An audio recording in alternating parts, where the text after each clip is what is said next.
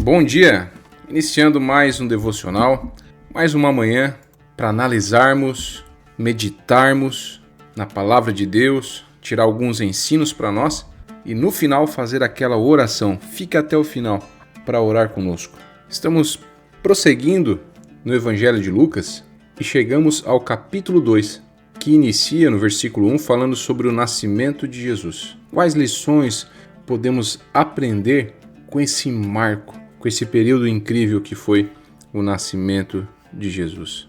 Eu quero que você realmente abra a mente e analise tudo com carinho que nós vamos falar aqui, meditando com tranquilidade. Começa dizendo: naquele tempo, o imperador Augusto mandou uma ordem para todos os povos do império. Ele queria que todas as pessoas fossem contadas, ou seja, o censo, igual ao nosso censo. No versículo 4 diz: por isso foi de Nazaré, na Galiléia, José foi para a região da Judéia, para uma cidade de Belém, onde havia nascido o rei Davi, porque José era descendente do rei Davi.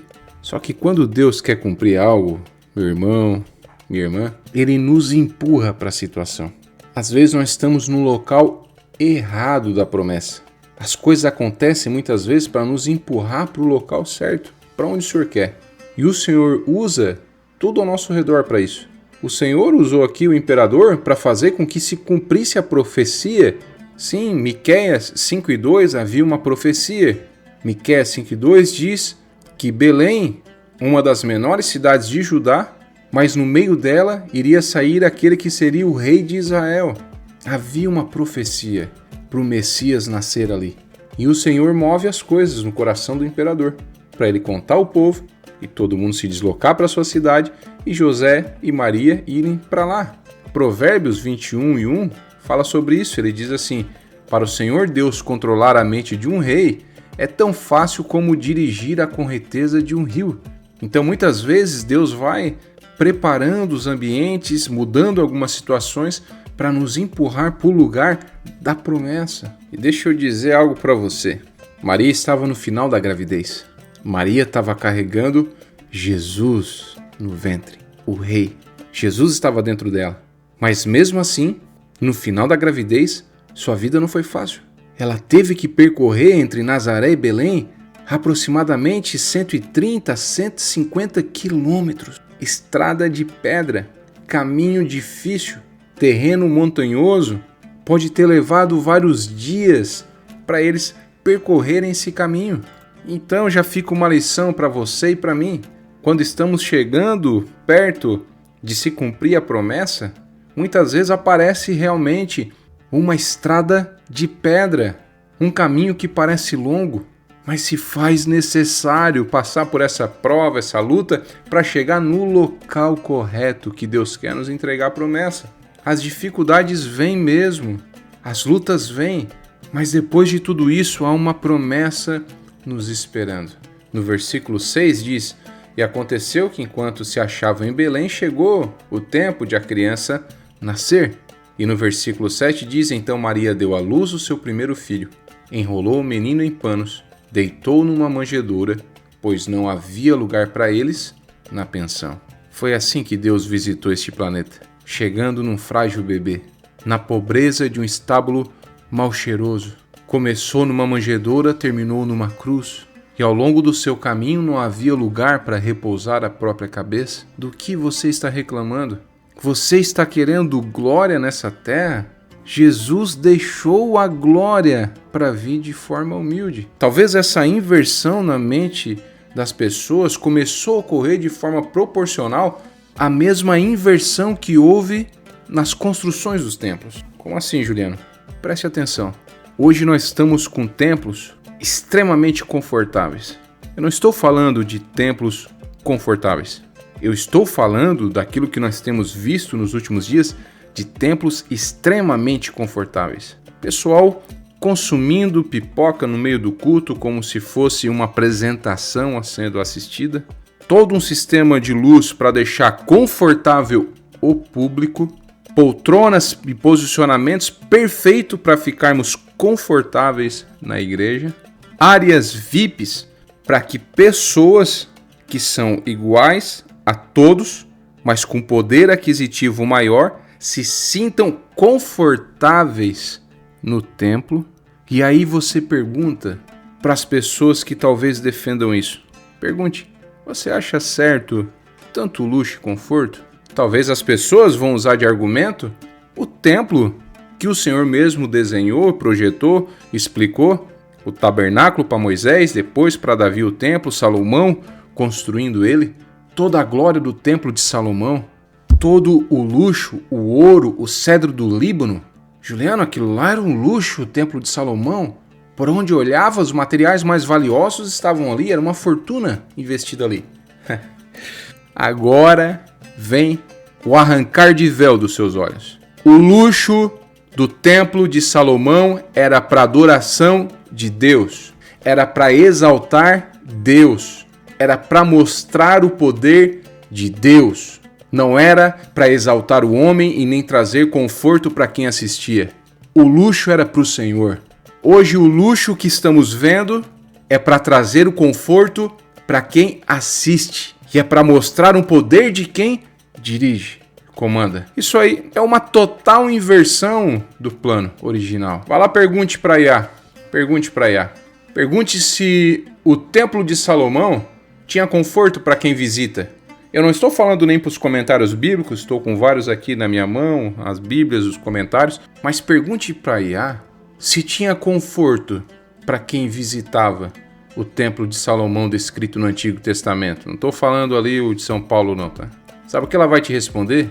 O templo de Salomão descrito no Antigo Testamento não era focado em conforto. Não havia assentos ergonômicos, climatização. Ele foi construído como um local sagrado de adoração e sacrifício. Meu querido, não é para você se sentir confortável no templo, desculpe. Há um conforto hoje pelos meios naturais, lógico. O ambiente é melhor, as poltronas é melhor, temos ar-condicionado, graças a Deus podemos ter. Mas eu estou falando, não é disso, desse padrão. Eu estou falando é de elevar o padrão para manter um conforto para quem está aqui, focado mais em glorificar a igreja, o templo, os líderes, do que o propósito inicial, glorificar a Deus. Ela diz aqui, ele foi construído como local sagrado de adoração e sacrifício. O templo é um local de adoração e sacrifício, antes de animais, agora do seu próprio coração, da sua própria vida. O templo é um local para provocar o seu arrependimento, não é para massagear você, não é para deixar você confortável no seu pecado. É para você chegar lá e adorar a Deus e sacrificar-se, olhar para o seu pecado e se arrepender. O templo é para lembrar que o ambiente do Senhor está proposto ali e glorificar Ele. Ainda Iá diz assim, porém, o templo era impressionante, majestoso, inspirador, projetado com materiais valiosos, com ouro, cedro do Líbano, criava um ambiente de reverência e espiritualidade, que não é um ambiente que estamos vendo em alguns lugares. Aí ela diz assim, o conforto físico dos frequentadores não era a prioridade, mas sim o impacto espiritual. Um espaço tão sagrado proporcionava uma busca à adoração.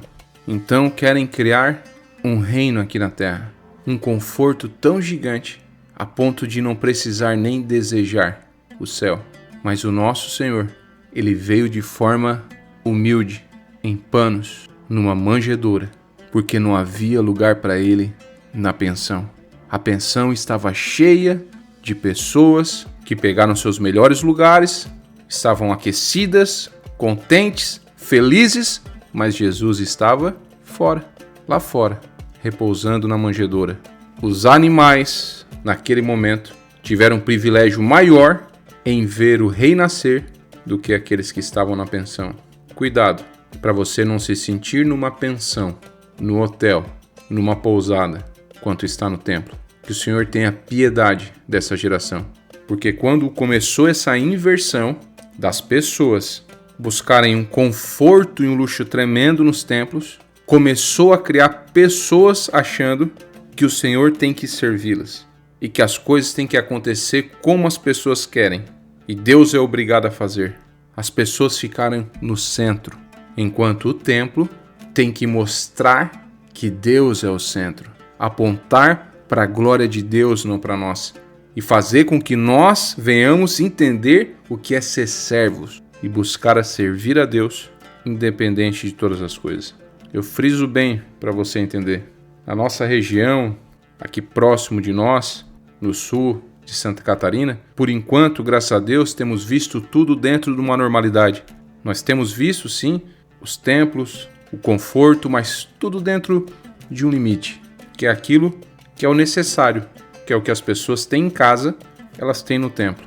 Mas, infelizmente, aí fora, nós temos nos assustado com o que estão tentando construir. Nós repreendemos todo pensamento que venha dessa idolatria humana em botar o homem no centro e não o Senhor. Que o Senhor venha afastar dos nossos corações todo esse desejo de inverter a função do templo. Graças damos ao Senhor por esses ensinamentos e pela sua vida, o quanto trouxe de exemplo para o nosso viver. Amém? Vamos encerrando aqui o devocional de hoje e damos graças a Deus por esse dia que está só começando, um fim de semana pela frente, que o Senhor venha te guardar, te proteger e te abençoar. Pai, te louvamos por tudo, pela tua grandeza, pela tua bênção, pelo teu amor, pela tua bondade, Pai. Te louvamos por esses ensinos. Nada melhor, Pai, que nós sermos colocados no nosso devido lugar.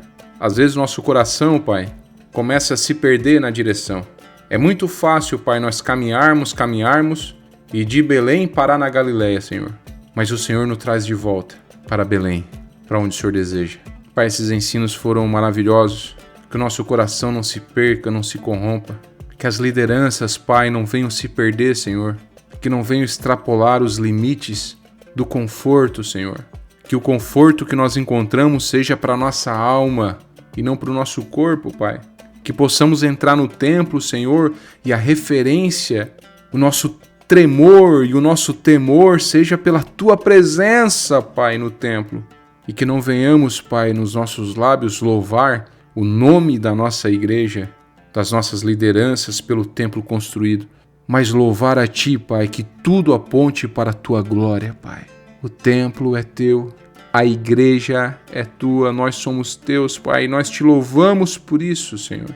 Não deixa que o nosso coração se perca. Peço também a Tua graça, o Teu amor, a Tua bondade, por cada uma dessas pessoas que têm ouvido, que têm prestado atenção, que têm recebido a Tua palavra, que o Senhor venha abençoá-los cada vez mais, que a Tua graça, Pai, os seus olhos espirituais se abram e eles possam Te servir, Pai, verdadeiramente, como servos que nós devemos ser. Abençoa o fim de semana deles, guarda cada um, proteja, é o que eu Te peço em nome de Jesus. Amém.